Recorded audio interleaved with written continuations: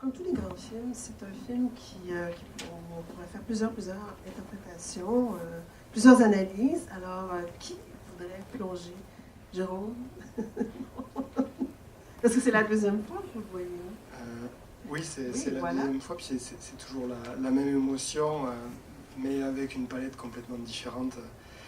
Euh, c'est, euh, Moi, j'aurais envie de commencer par une question, c'est pourquoi Cache Nexus est une œuvre inspirante et stimulante et en fait importante.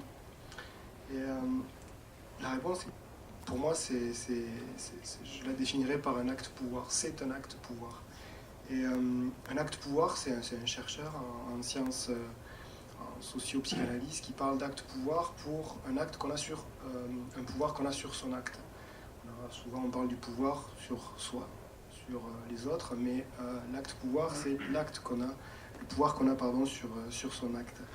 Et il me semble que dans Cache Nexus, on a toute une trame d'histoire qui se croise où justement il y a des êtres qui ont plus de pouvoir sur leurs actes et qui sont complètement agis par l'aliénation la plus terrible qui soit, c'est-à-dire la drogue entre autres, où effectivement on a un lien social qui est marchandisé jusqu'au bout, puisque c'est le corps et l'âme d'un être qui est marchandisé jusqu'au bout.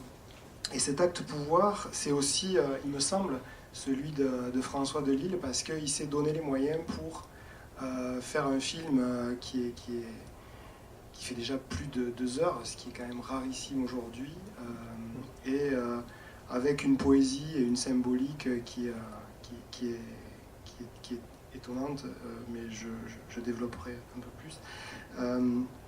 Mais l'acte pouvoir, c'est aussi un acte qui se produit de manière collective.